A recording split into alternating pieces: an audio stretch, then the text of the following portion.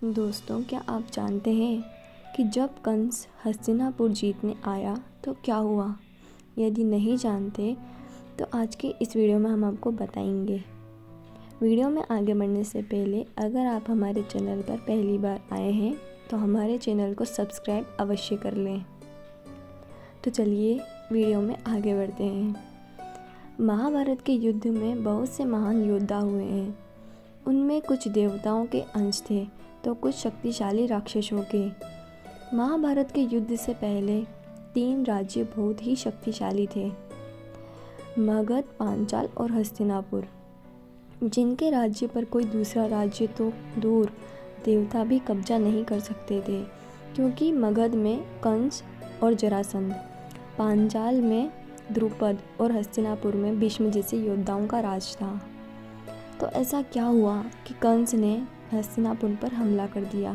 तो आइए जानते हैं। जब भीष्म विचित्रवीर्य के विवाह के लिए रानी ढूंढने के लिए कई राज्यों में गए तो उन्होंने बहुत से राज्यों में रानी देखी, लेकिन भाई विचित्रवीर्य के लिए कहीं भी उत्तम रानी नहीं मिली।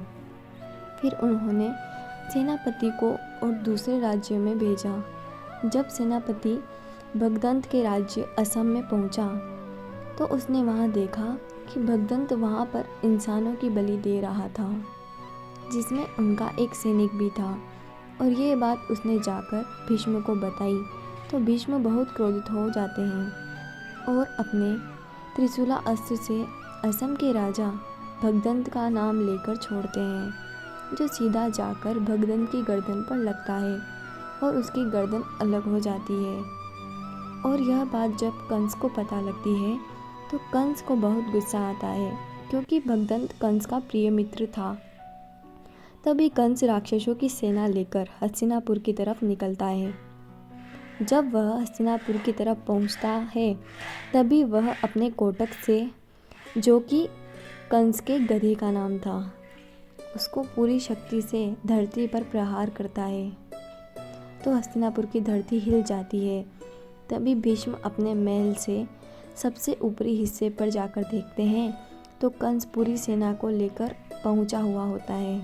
तभी सेनापति अपनी सेना को युद्ध के लिए सुसज्जित करते हैं तो भीष्म सेनापति को मना कर देते हैं और अकेले ही रथ पर सवार होकर कंस की ओर बढ़ते हैं।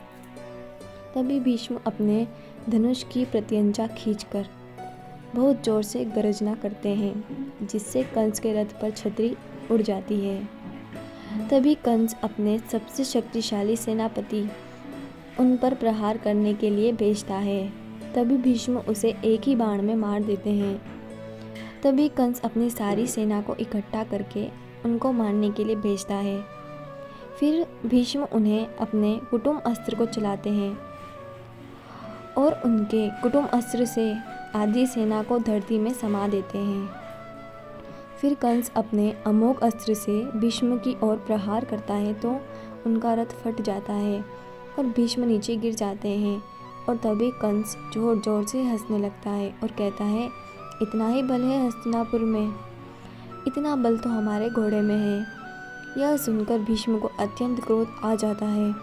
वह अपने पाशुपास्त्र ब्रह्मास्त्र को इकट्ठा अपने धनुष की प्रत्यंचा पर चढ़ाते हैं, जिसे वो कंस के ऊपर छोड़ने वाले ही होते हैं। तभी आसमान में आकाशवाणी होती है। आकाशवाणी कहती है कि इस कंस का अंत किसी और के हाथों निश्चित है। आप अपने अस्त्र का प्रयोग ना करें। भीष्म ये बात मान लेते हैं और कंस को जाने देते हैं। तभी युद्ध समाप्त हो जाता है और इससे पता चलता है कि भीष्म में असीम शक्तियाँ थी। दोस्तों, अगर आपको वीडियो पसंद आई हो तो वीडियो को लाइक करें और कमेंट कर ज़रूर बताएं कि आपको वीडियो कैसी लगी। और अगर आप हमारे चैनल पर पहली बार आए हैं तो हमारे चैनल को सब्सक्राइब अवश्य करें। तो मिलते हैं एक और ऐसी ही इंटरेस्टिंग वीडियो के साथ। तब तक सब अपना ख्याल रखिएगा। धन्यवाद।